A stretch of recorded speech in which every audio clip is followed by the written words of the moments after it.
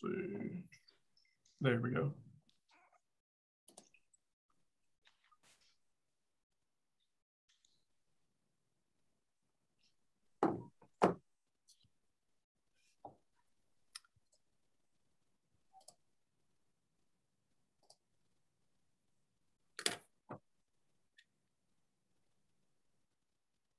Recording in progress.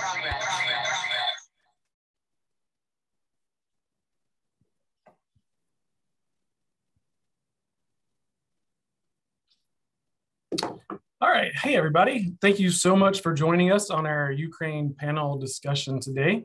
My name is Dr. TJ Kimmel here at Midlands Technical College, and we are joined today by two fabulous scholars in international relations, Dr. Paige Price-Cohn from Air University and Nadia Jelani Heiler from Augusta University. I do know how to spell that. Let me correct that really quick.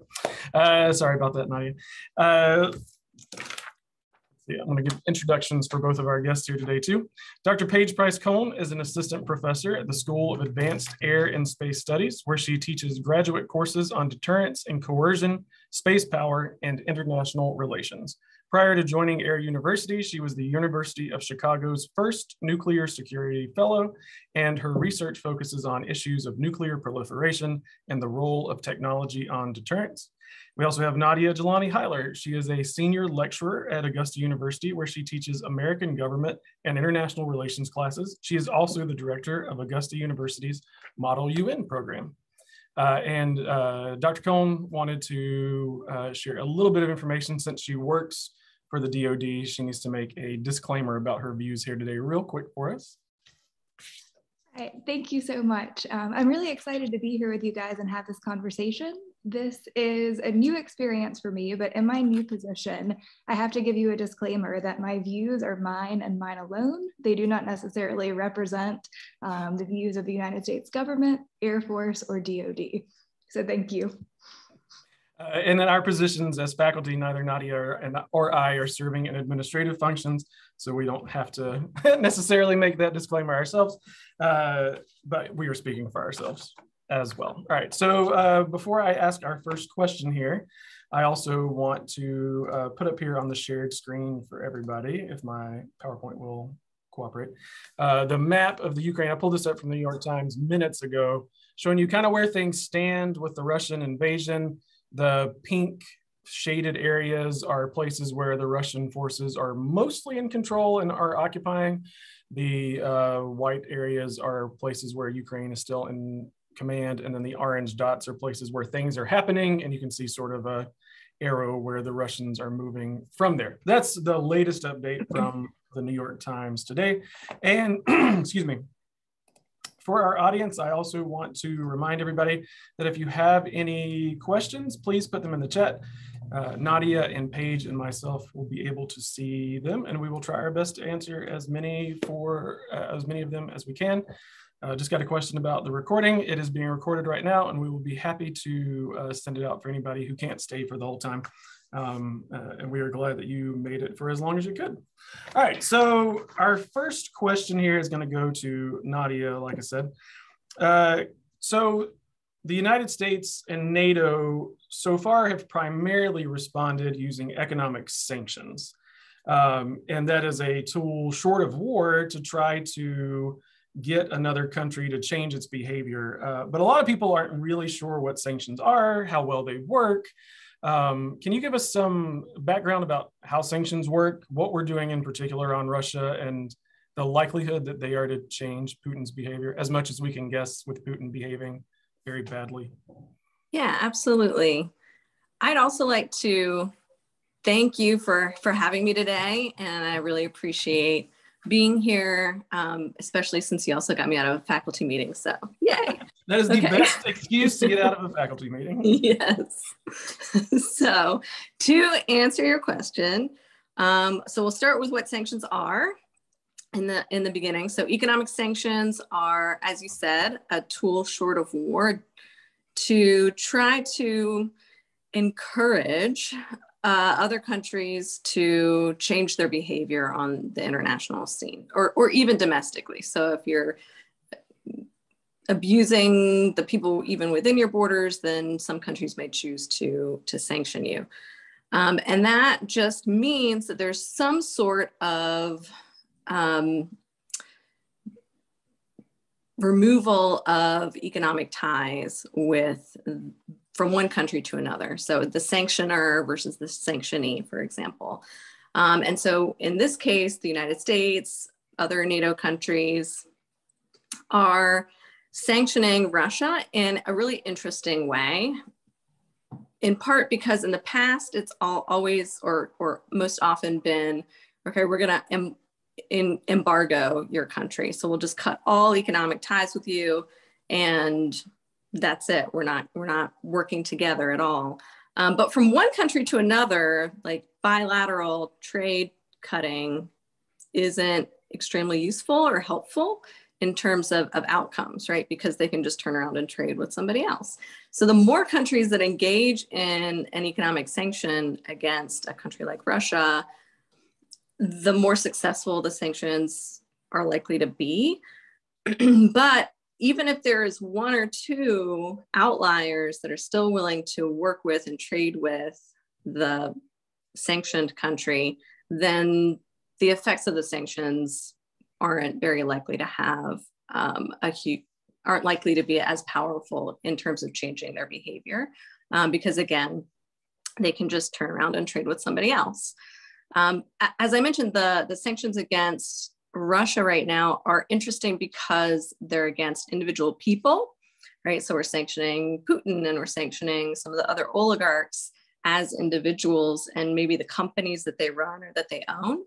And then we're also sanctioning or pulling our companies out of Russia as well as financial sanctions. So freezing assets and freezing the finances of these individuals and of Russian companies and organizations as well. So that's pretty comprehensive.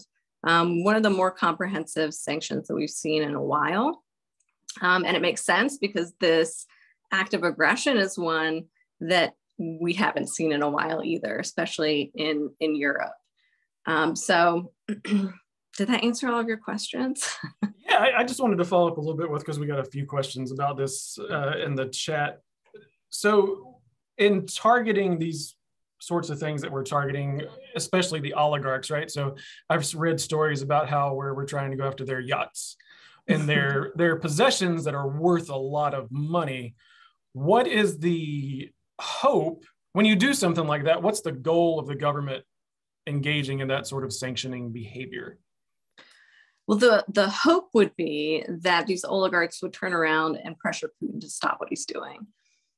Or when it comes to the Russian people as a whole, that they would turn around and demand that their government stop what they're doing. And so, we're seeing that to some extent in protests against the war in Ukraine. I think yesterday the news broke that a Russian journalist, news reporter, protested on the air. And so we are seeing some of that behavior actually, possibly less as a result of the sanctions and more as a result of the fact that even Russians themselves, many of them, don't like the war and were never behind the war to begin with. But the sanctions the United States and NATO are issuing against Russia are really the end goal would be to pressure the leadership, the decision makers, to change their behavior, and to do that from within the Russian population. So if you look back at the history of economic sanctions, right, and the goal would be to do this without us having to go to war. And so how often do sanctions actually work? How well do they actually do what they are hoped to achieve? That's a great question. And unfortunately, the answer is sanctions rarely work, right? They rarely end in the goal that the countries that are sanctioning are hoping to see. A lot of times, there's a lot of research on sanctions. And what we've found is that a lot of times sanctions are put in place not for the country that we're sanctioning or the people of the country that we're sanctioning, but for our own populations, right? So it's, our population is upset that this is happening in Russia. We have to do something. We can't go to war. And so we're issuing sanctions to be able to say, look, we're doing something. And so, the population is at least able to say, well, at least we're doing something. Maybe we're not doing enough, or maybe it's not having the effect that we want, but at least we tried to help the people of Ukraine in some way. So a lot more often they're about domestic politics rather than actual success in international relations. That is one theory. We got a few questions who have come in here. We got one that said, how likely is Russia to run out of money from the sanctions? For Nadia or Paige, how hard is this hurting them financially right now? If you don't mind, I was actually going to jump in on this conversation and then I'll circle back to that Sure. question. I think Nadia has brought up some really great points, and especially about the domestic or the dual audiences of sanctions. I think it's important to think about sanctions as a timeline. If they are effective, they generally take a lot longer to work than we think that they will. There's really great research on cases, particularly thinking about Libya and Iraq and the length of time that it takes. The other thing that I wanted to add into this conversation, and especially with this great question about the military aid that the US has promised to Ukraine, is that sanctions don't operate in a vacuum. They're one tool in a bucket of tools.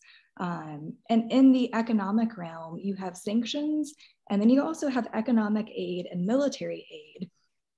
And these things can work hand in hand.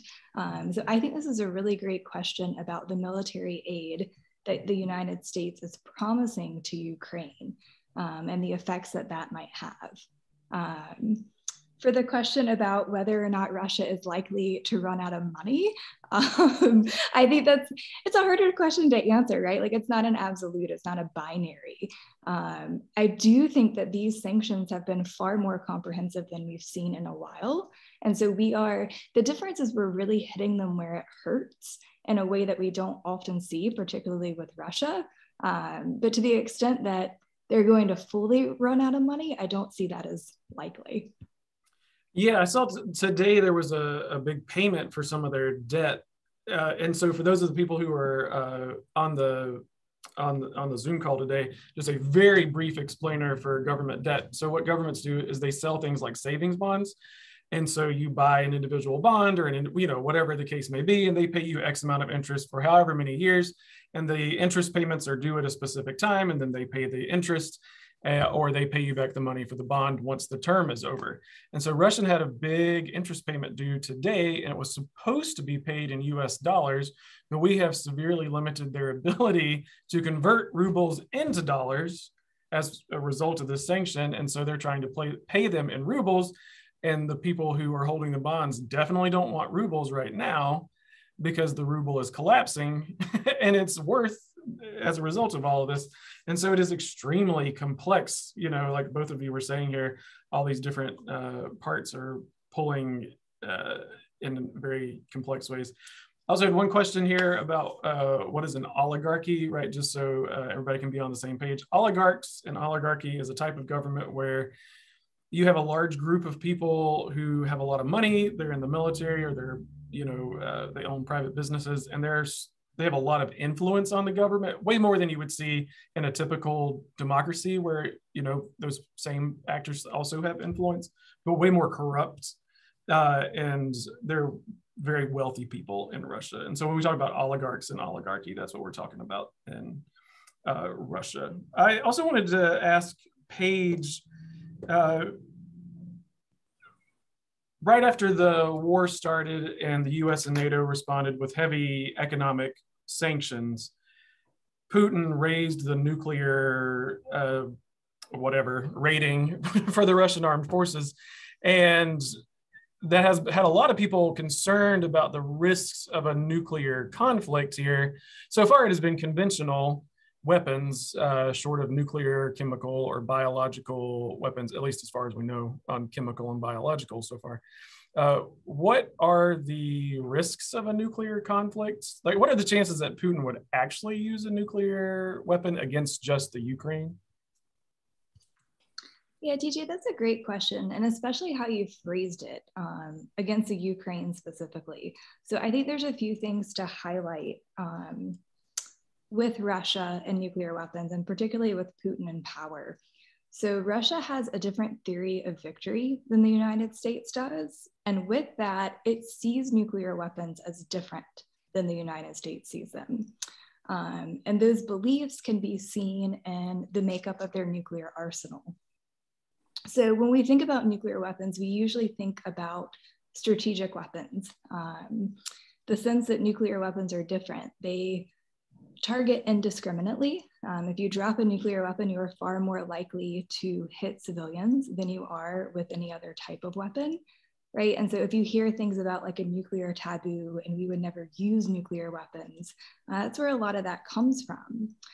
But recently, Russia has changed their posture, and they have started thinking about what we call low yield or tactical nuclear weapons. They get framed as being battlefield weapons, but I think it's important to remember that whatever you call them, even if they are smaller, they are still a nuclear weapon, and they are still going to have indiscriminate effect. That being said, I think it's still a very low risk, but that risk, I think, is different for Ukraine than it is for a country in NATO. I think if you think about the risk of escalation and the dynamics at play, the United States has specifically stated that it is not going to put troops on the ground in Ukraine, right? Like, it has a different relationship with Ukraine than it does with its NATO alliance members. And what's really interesting to me when you think about President Putin's statements is, I'm just going to read you a quick quote that I still, like, this is a week later and I keep rereading this because it's just fascinating to me.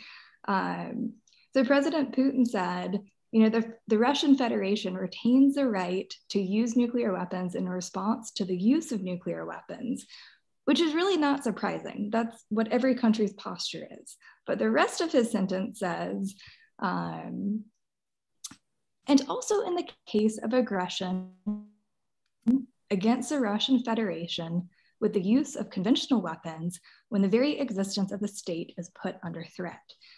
So I think this calls into question where Putin's head is at, right? What would he consider to be an existential threat to Russia?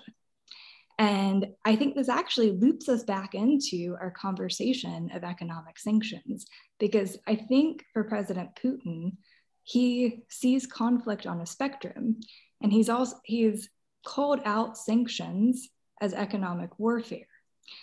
So thinking through where his threat level is and what would back him into a corner, I think is really important.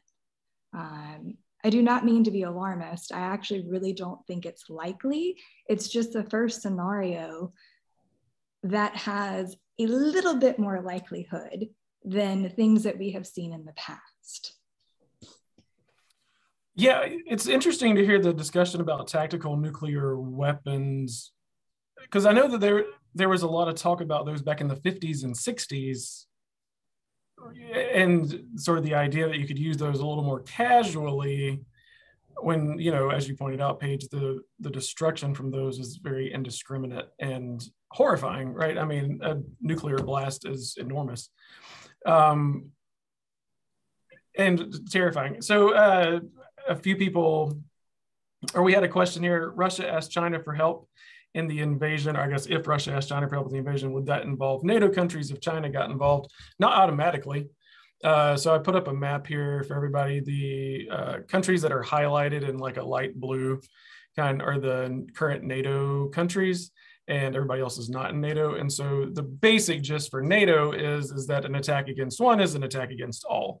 And so Ukraine is very close there to Romania, Hungary, Slovakia, Poland, the Baltic states, where Russia also has larger sort of designs. But I guess that also sort of brings me to a question to both of you, either one of you who wants to take it first, is there was talk for a while, and this is years ago now, of adding Ukraine to NATO. Do you think we would be where we are today if Ukraine were a member of NATO? And also, it's also fine to be like, well, this is wild speculation, right, by informed people. So if I don't know, but maybe this is totally fine as an answer. So I'll take this one. Paige has been talking for a little while. I'll give her a break. So yes, the Ukraine has had an interest in joining NATO. And this is kind of where all of this is starting, right? And this kind of touches on the Belarus question too a little bit. So Russia, was once the leader of the Soviet Union.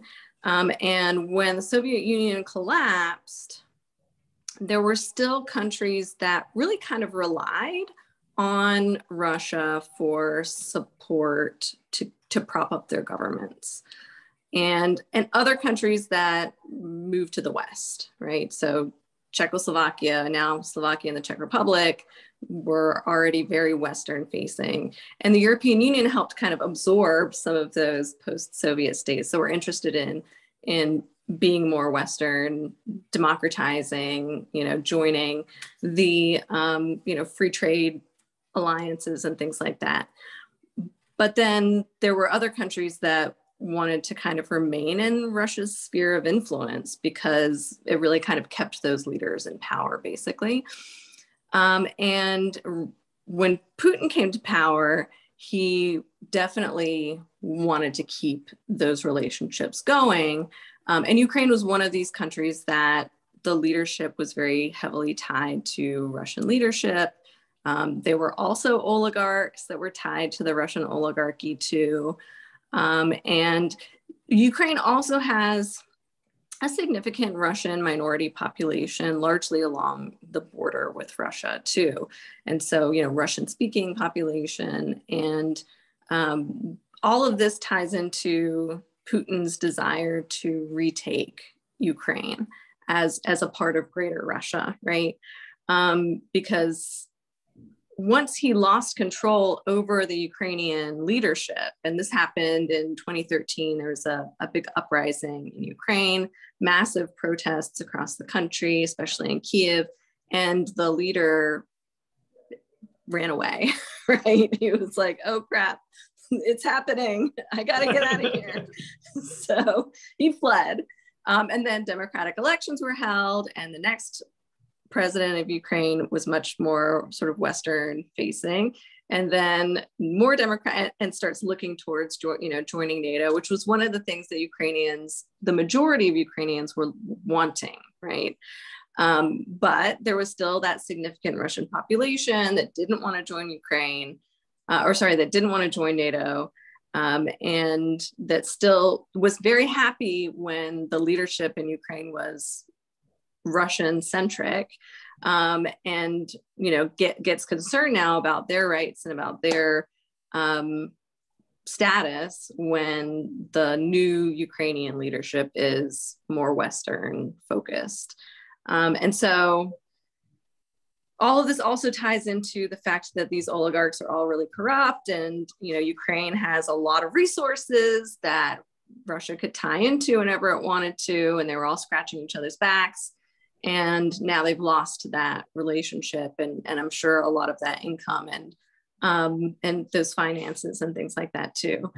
So that's kind of, I guess, a short summary of how this all happened and why Putin is so focused on Ukraine and retaking it into the Russian sphere. They lost it in 2013. Then they fought this war started in 2014. right? And Russia fought along that border where a lot of the Russian population lives, and actually took territories, right? Crimea, Donetsk, are territories that Russia just absolutely just usurped over the course of this conflict. And there were ceasefires, and now Russia's decided, well, what we've taken already isn't enough. We want more of what was historically part of the Russian Empire. So I'll go right back to Paige after this. I just want to ask out here, and then I'll get to a few that have come through in the chat. Is that the goal here, is to reconstitute the Soviet Union under the Russian name? As far as we can tell.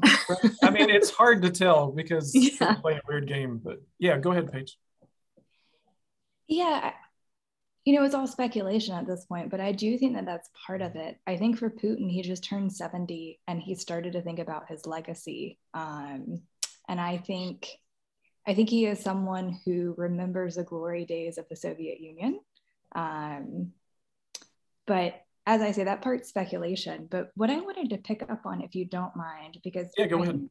I think Nadia laid out such a good discussion about kind of the history to where we are today. And I just wanted to pick up on the implications for what that means for us today. Because I think it's really important to remember when the Soviet Union broke up, as Nadia said, Russia has always been the leader, but there were 3 other countries that were left with nuclear weapons on their soil. Ukraine was one of them. After the breakup of the Soviet Union, the 3 Soviet republics returned their nuclear weapons to Russia, but that happened with a lot of bargaining. And for Ukraine specifically, it was a difficult decision in the sense that they were quite worried about Russian aggression. And it took the Budapest Memorandum and the agreement that Russia would not invade their borders for Ukraine to agree to give up its nuclear weapons. And as part of that agreement, the United States and other Western countries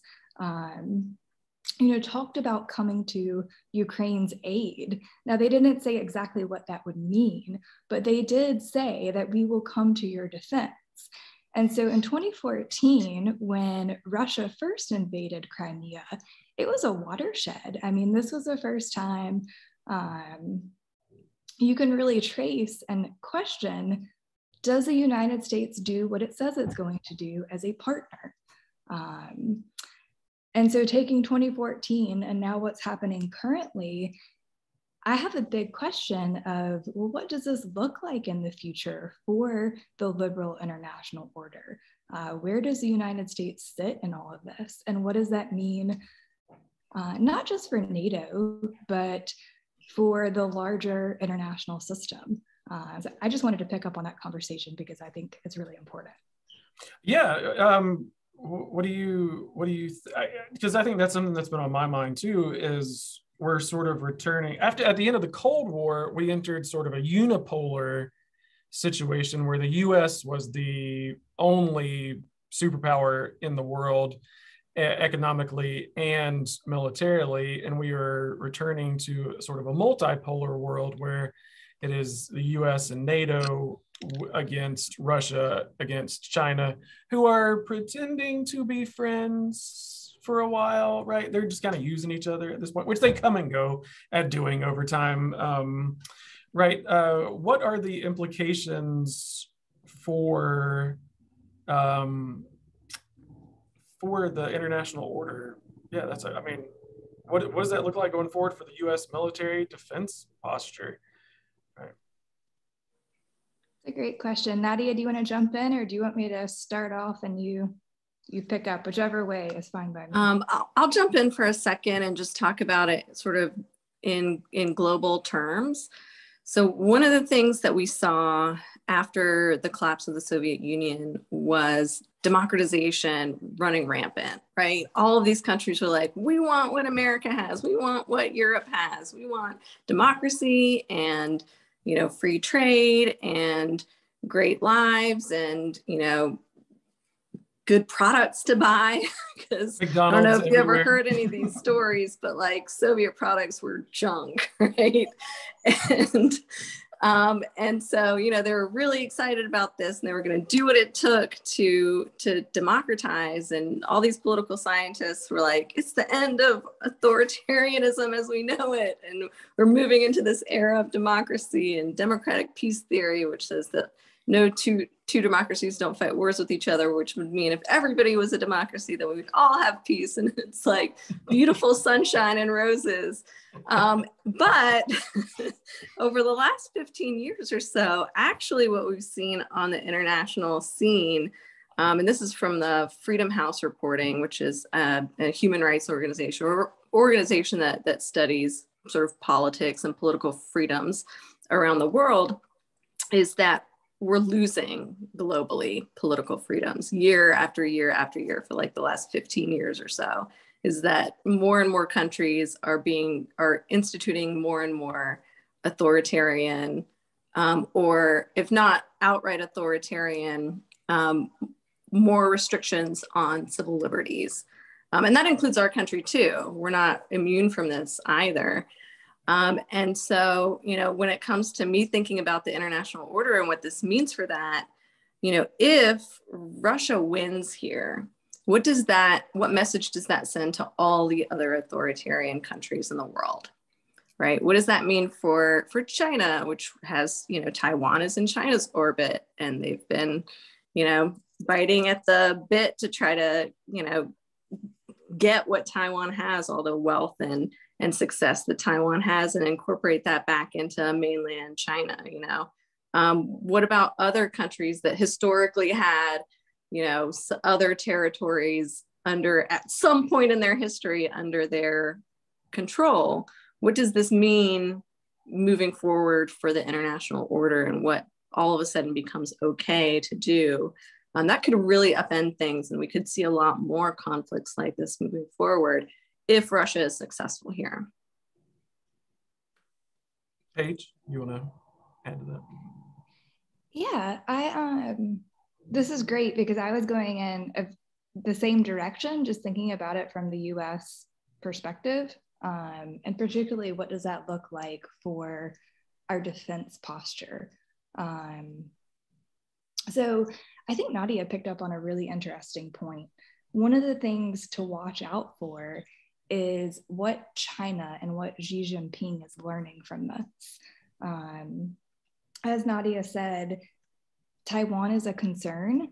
It's very similar to Ukraine in the sense that for China, Taiwan represents an existential part of its makeup. Like, it sees it as an existential issue.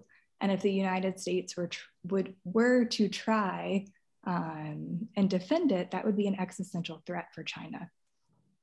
So I think it's interesting to compare the two and think through, what is President Xi learning?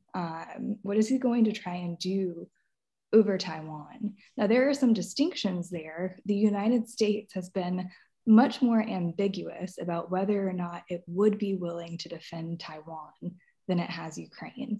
And I think that's important to mention.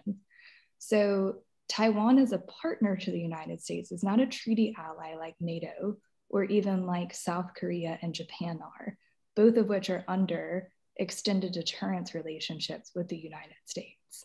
But the ambiguous rhetoric and posture of the US towards Taiwan is a little bit different than the Ukraine situation, which hopefully ambiguity means uncertainty. And it means that hopefully President Xi would proceed cautiously there. It also, I think, is interesting that President Biden from the start has been very, very just rigorous in his language. I think in doing so, he's been able to take the moral high ground. And this is an interesting part of this to me. I think Putin has, tried to spin the story in a different way, but there is some hope. I try to find a bright side, and maybe part of the bright side is that there is moral high ground. There is a condemnation of entering a sovereign territory, which brings me to an interesting dynamic between Russia and China, because China has always defended the sovereign borders. That has been one of China's distinct issues as sovereignty reigns. So the fact that China is allying itself with Russia in this situation is interesting. And what comes out of that, I don't know how that reshapes the international order, but it's interesting to think about. Yeah. I was just going to say real quick, the history of Russia and China relations, I think, is so fascinating because they have been allies and opponents, and they almost got into a nuclear exchange during the Cold War, and their armies fought one another along the northern Chinese border during the Cold War, right?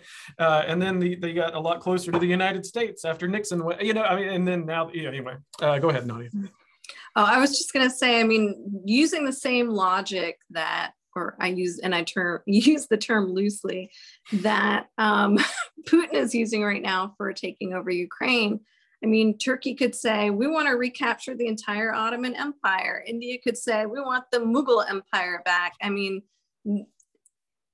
does Germany want part of Poland? To what countries could try to use that logic to try to gain more territory in the future. India and Pakistan both have nuclear weapons, and Pakistan was once part of India. What would that look like? It's kind of jarring to think about all of the potential conflicts that could arise using that same logic, which is why it's so important that we don't accept it. Yeah, I agree. Going to a few questions that we've had come in that I wanted to address. Something from a little bit earlier in the chat. I want to say this correctly. What legitimate security concerns does Russia have in this region, not to excuse their behavior in Ukraine right now, but there have been some people who have argued that NATO expansion eastward is provocative to Russia because we are opponents of Russia. I think Russia asked to join NATO back when Yeltsin was president in the 90s, and NATO was like, yeah, no thanks.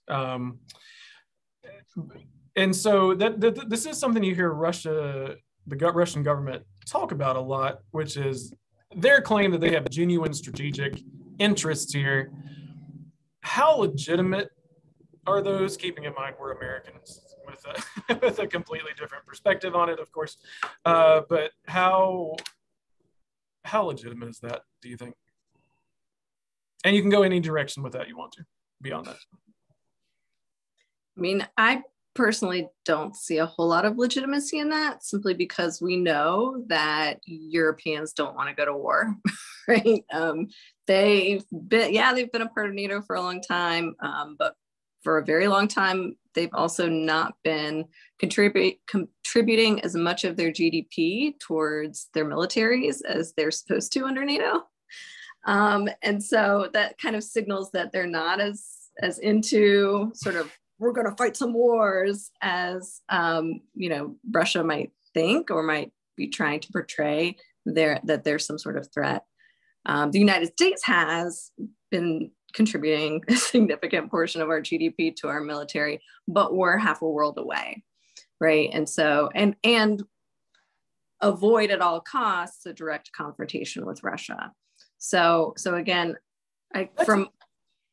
that's a really great point. I mean, because this action has actually caused countries like Germany, a lot of our NATO allies, the US has been complaining for years and years through Presidents Bush, Obama, Trump, and Biden that NATO allies do not carry their basically, Page used the technical term for this, the umbrella of the American security power. I can't remember exactly what the terminology is. You can correct me in a second.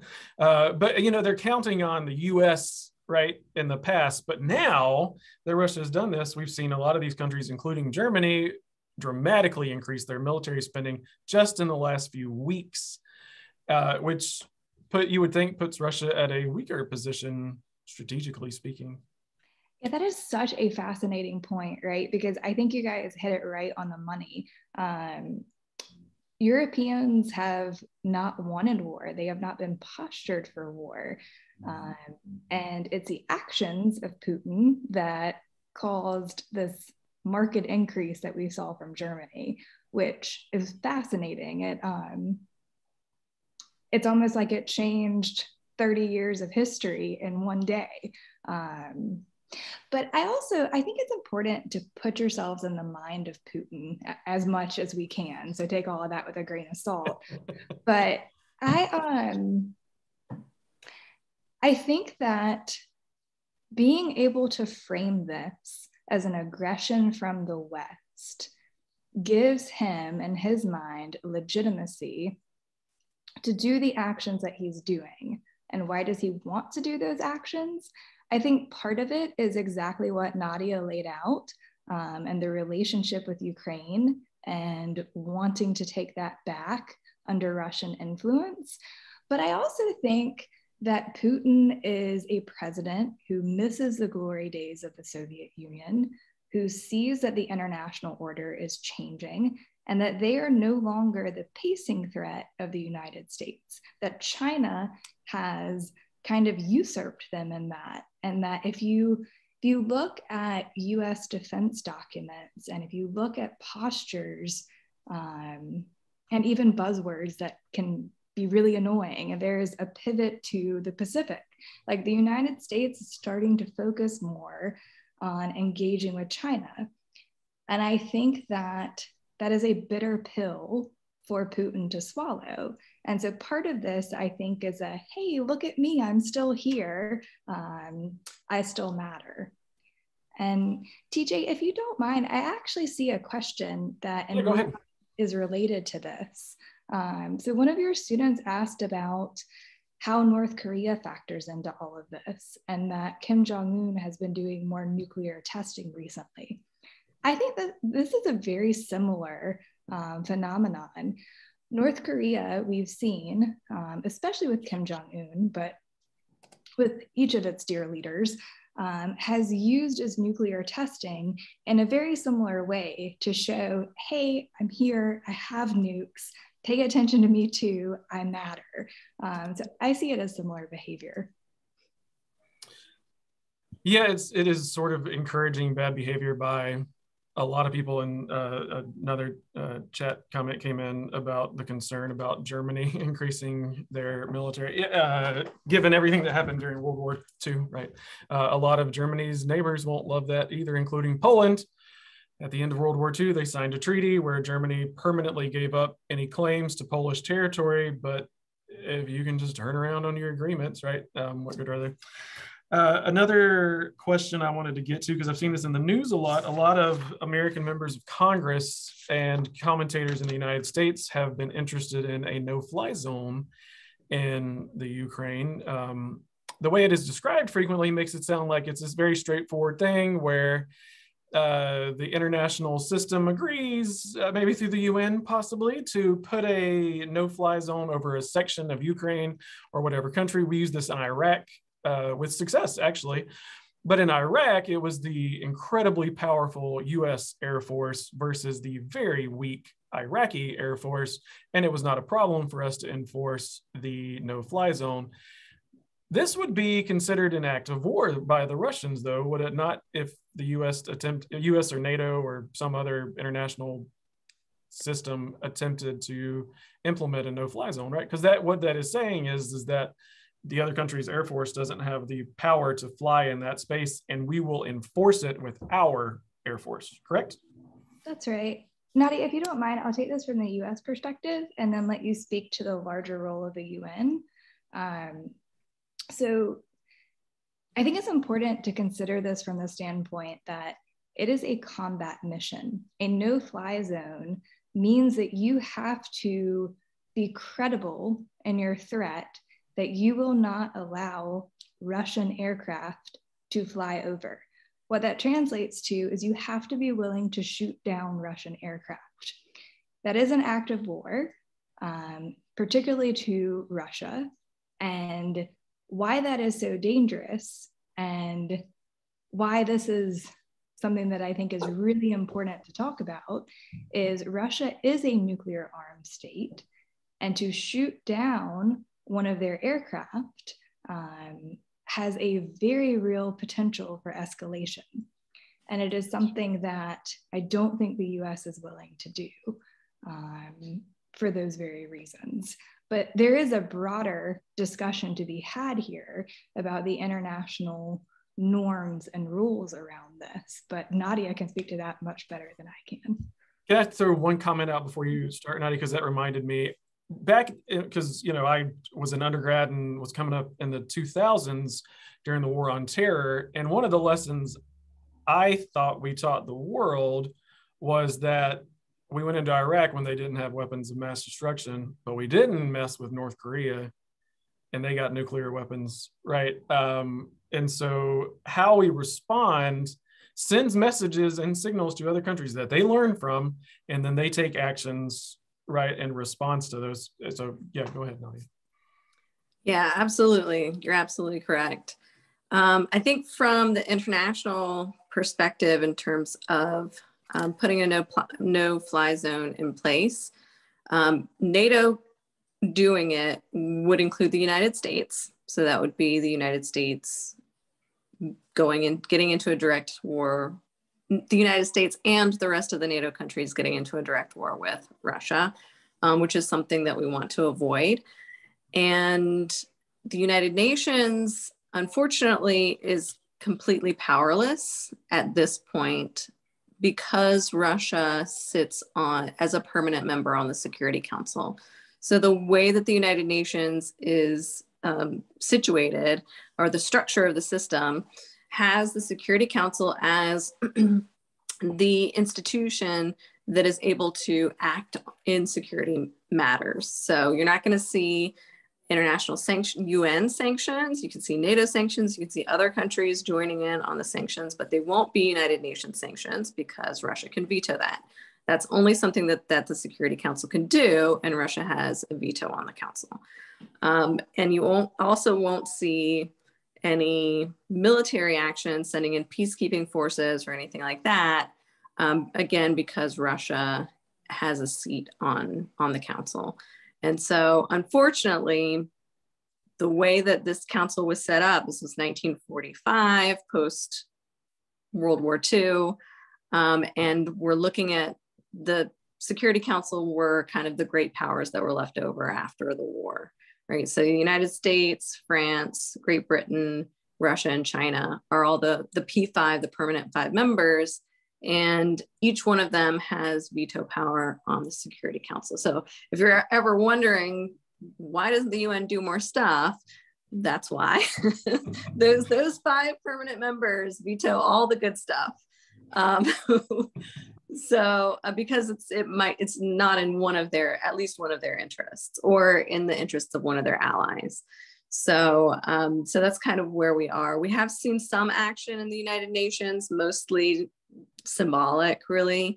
So there was a General Assembly vote denouncing the Russian aggression in Ukraine. The vast majorities of countries in the General Assembly's 194 voting members voted in favor of that denunciation. 5 members voted against it: Russia, North Korea, Belarus, I can't remember the other 2. And then about 34 members abstained. And what really interests me are those abstentions, right? Those are the people that are like, we're trying to hedge our bets. Where is this gonna land for us? How can we make this work for us? And that includes China and India in those abstentions. And then we also, I think today I read an article about how the Ukraine brought this to the International Court of Justice, and the International Court of Justice has announced that Russia should cease activities in Ukraine as well. And Russia doesn't acknowledge the legitimacy of the International Court of Justice. This was their response. right? So again, this is also undermining all of these international systems and international law as well, right? I mean, this is a question we've always had about international law, but how useful is international law if when you're powerful enough, you don't have to follow it? Which is what powerful countries do, right? Yeah. Every power, I mean, including us. We also have flouted international law at times. When it has worked, when we decided it was in our national security interest to do so, we have done it too, right? Yeah, Paige.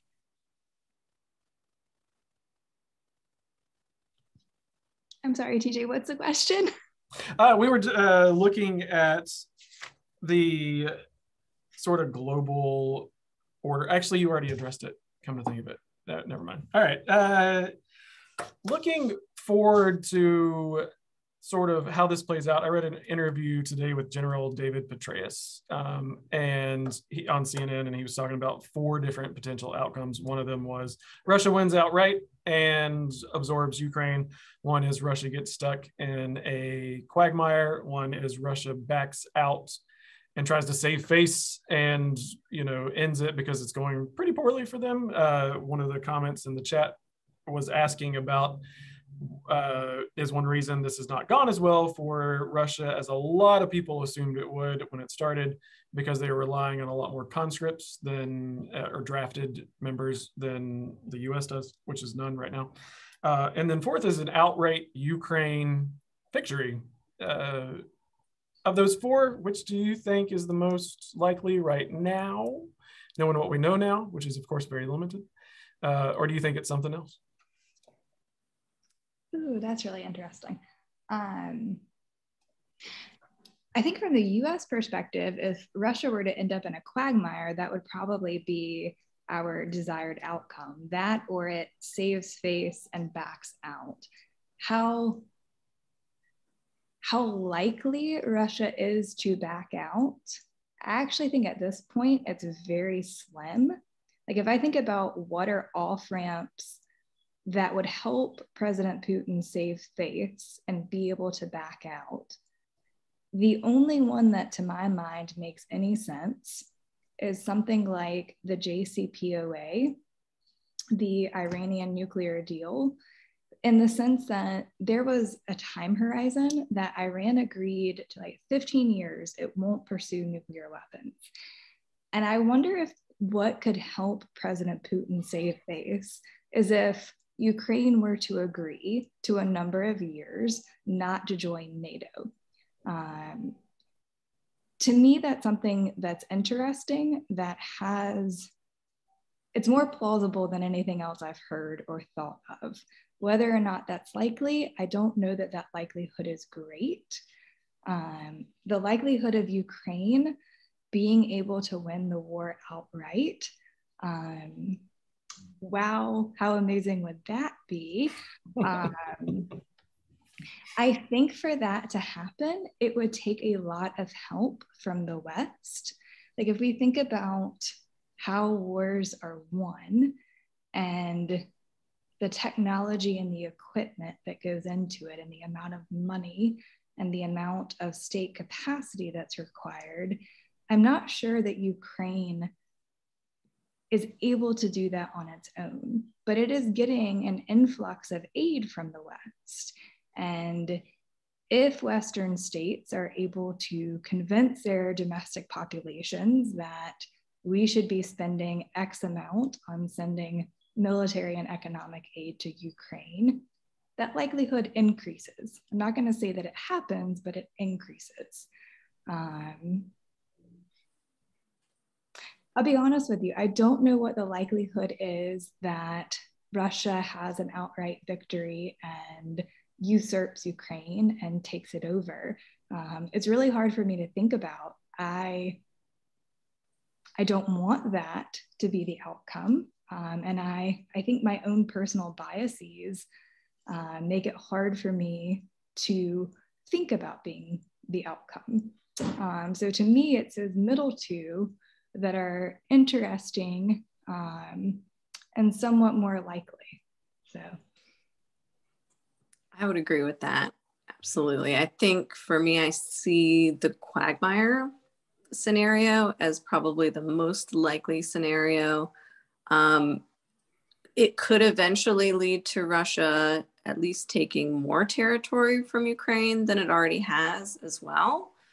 But I don't see them taking all of Ukraine. And there's a question of whether they want all of Ukraine too. Again, sort of the historic nature of the greater Russia plot that Putin's trying to cling to suggests that they may want more parts of Ukraine, but maybe not all of it. But if that's the case and they do win parts of Ukraine, they're not going to want a country called Ukraine left on the map. So they would try to encourage Poland or other nearby states to absorb the rest of what is today called Ukraine that they're not taking for themselves. That's what they would probably want to see. How very 19th century. Yeah, right. It's so weird. Like, has he just been reading 19th century novels or something? I don't know. We are coming to the end of our hour. We have had so many good questions come in on the chat and the Q&A, and I've tried to get to as many as we could. But there is one that I thought was really good, especially for everybody on here, as we kind of close out. So one of the tools that Russia has used for years and years is cyber intrusions of a wide variety. The propaganda game is something that the Russians are very good at going back centuries. So, so far it doesn't seem like there's much success along that score in the US, whereas in previous times they've had more success. But what are the kind of things that people should be looking out for, do you think? Like, I mean, I occasionally send, if I get a weird text, it's like, oh, your Verizon payment is getting refunded to you. Click here for it. And I take a picture of it and send it to my mom and say, don't go here, as an example for her, because she's 70. Like, what should people be looking out for? What do you think, you know, that there's the kind of thing that they would target regular folks on this, propaganda wise, identity theft wise, et cetera? TJ, that makes me think about the Space Force show on Netflix. I don't know if anybody has seen that. I've heard of it. So good. It is fantastic, but the general that took over Space Force in the show, his parents fell victim to one of those kind of cyber attacks, and it just highlighted some of those incongruencies. But what should people be looking out for? One, I actually think this is a good place to say this. What makes this interesting to me and why I think we are in a different time now than we were during the Cold War is domains or areas of warfare have become far more integrated. It's not just land warfare that matters. It's actually, there's interesting connections between what's happening in space, what's happening in the cyber realm, what's happening with nukes, what's happening with hypersonics.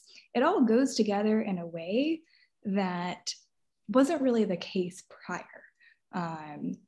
So that's something just to be aware of. In terms of your own personal lives, I would just put a call out to be careful for where you get your news sources, particularly social media.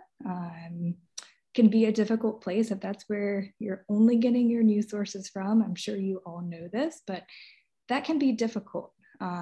You want to go to a credible outlet, one that's been vetted. As to identity theft, I'm not sure how to speak on that. I hope I don't fall victim to it. Fair enough. Nadia, do you have anything you wanted to add on that score? Yeah, I think I really don't know if we should be expecting more sort of cyber attacks against the United States on behalf of or coming from Russia. Perhaps the resources really aren't there right now for that, or maybe we will start seeing that. Right, you freeze our finances, we're going to hack your banks. That seems likely, or like something that Putin would want to try to do if it were possible. So, just trying to be aware, try not to freak out if something goes down is another thing that's very helpful. You know, one of these cyber attacks are fairly quickly stopped and fixed.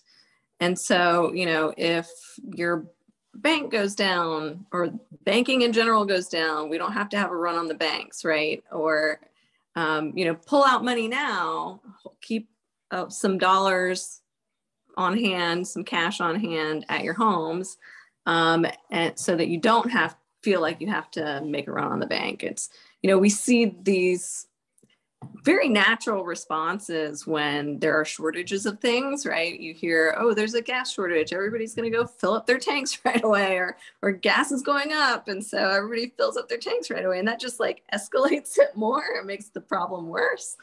So just trying to be aware of that as a consumer, and not panicking would probably be my advice.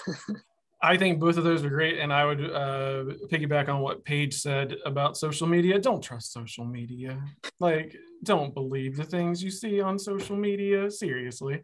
Some of it is reliable, but so much of it is used by bots from Russia, from China, from North Korea, from Iran, from other geopolitical enemies of the United States who will intentionally spread lies through social media about domestic things going on in the United States that have nothing to do with Russia and Ukraine, right? They will intentionally try to inflame differences within the US by lying about things, and then people believe it, and then they get all worked up. And the next thing you know, you have a real crisis going on because it started from that tiny little thing. So just when you're on social media, when you're going to retweet or you're going to share something or whatever the case may be, double check that it's actually true and be really skeptical. And if you're like me, just get off Facebook. You'll be better off without that. And with that, we have had a little bit more than an hour. I want to thank Nadia and Paige so much for coming. I think this has been a great panel discussion. And I want to thank everybody who participated today for asking great questions. And I hope everybody has a wonderful afternoon. Thank you so much for having me. Likewise, and great questions, everyone. This was a really fun conversation. I appreciate the time. Yeah, like I was telling Nadia before, I was like, at USC, it was always very antagonistic in the discussions, and I was like, I want to do something very different than that for this one. Nadia, did you know that your name is spelled Nada? No, I didn't know that. I just realized that. I've been looking at it the whole time, and it didn't occur to me until you turned off the video there. Oh, well, thank you, TJ. It's been so great to see you too. I'll try to fix that. I will send the video out to once it is done doing whatever it does. It seems like it always takes forever to convert. I don't know. Yeah. So, yeah, especially something. But thank you. Take care. Yeah, you too.